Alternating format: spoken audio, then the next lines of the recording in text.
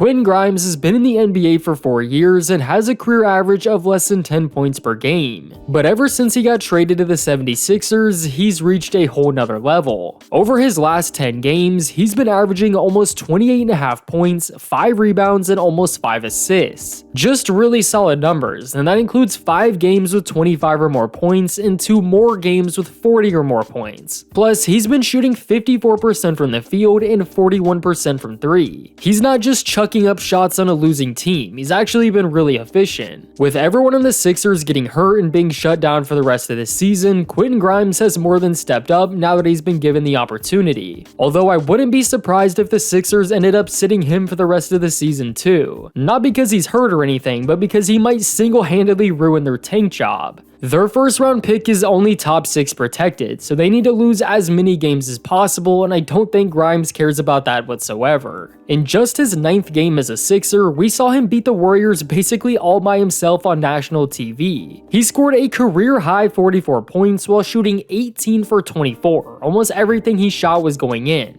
Paul George was the second best player, Tyrese Maxey shot 2 for 14, and Joel Embiid didn't even play. Yet they still got the win because Quentin Grimes was that good. And we even just saw him doing something like this again not too long ago when they faced the Rockets. He scored 46 points, breaking his career high that he set a couple weeks ago, and he shot 56% from the field and 57% from 3 while doing it. It was another extremely good game, and he was by himself too. Almost nobody played for the Sixers. No Paul George, no Joel Embiid, no Tyrese Maxey, no Jared McCain, no Yabusele, and no Kelly Oubre. But yet again, they took one of the best teams in the West to the final buzzer. And unlike his last 40-point game, this time he decided to put the team first and even purposely threw a turnover that would go on to tie it up and send the game into overtime. It doesn't get any more team-friendly than that. But seriously, if you didn't watch that game, you need to go back and at least watch the 4th quarter and overtime. It was wild. Quentin Grimes has 7 career games over 30 points, and 5 of them are with the Sixers. I mean, 4 of them have come in March alone. That's kinda crazy. He's quite literally doing stuff that he hasn't done in his whole career so far. I know it's the NBA in March, and a lot of wild stuff starts to happen when it gets to this point of the season, but this time I don't think it's a fluke. He had 35 points, 7 rebounds, and 5 assists against the Hawks while being guarded by Dyson Daniels, who's considered a Defensive Player of the Year candidate. Grimes is a guy that can really do a bit of everything. Obviously, we know he can score in a ton of different ways, but he can also pass decently well and is also good on defense. He definitely has his flaws here and there, but I think he's a lot better than people even realize. He's had a pretty wild journey so far throughout his short career. Grimes has played for 4 teams in 4 seasons, but it's not because he's a bad player. He improved a ton in his 2nd season with the Knicks and had multiple games that showed you the kind of player he could be. And most recently this season, he played really well for the Mavericks before getting traded.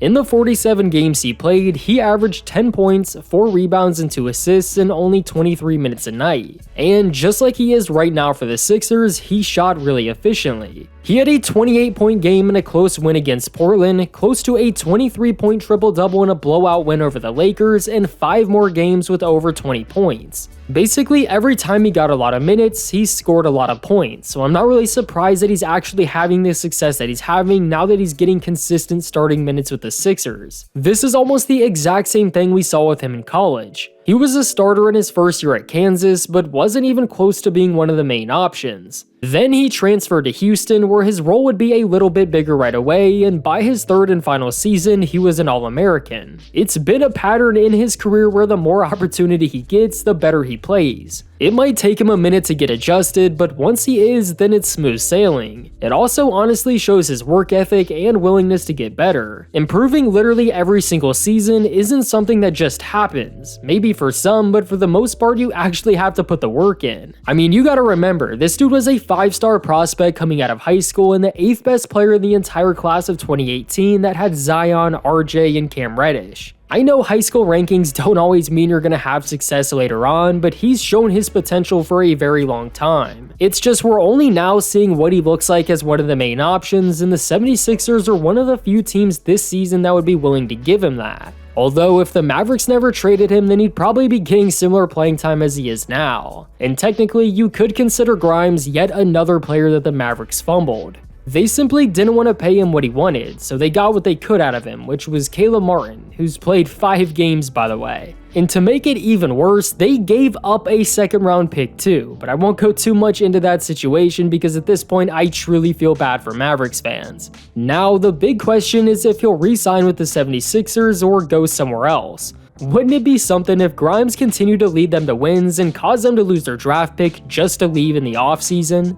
That would actually be the worst situation possible for the Sixers, and there's a real chance that happens, especially with how bad they've fumbled this season already. It's one thing that he's taken a massive leap offensively, but he's been just as good defensively, and I haven't highlighted that enough. He has 7 straight games with 25 points and 2 steals. He's doing this stuff literally every game. Some team is going to be willing to pay him what he wants. I mean, he's still 24 years old. There's a ton of time for him to develop. But let me know what you think about Quentin Grimes down in the comments, and please leave a like on the video to support the channel. Also, subscribe if you're new for more basketball videos just like this one.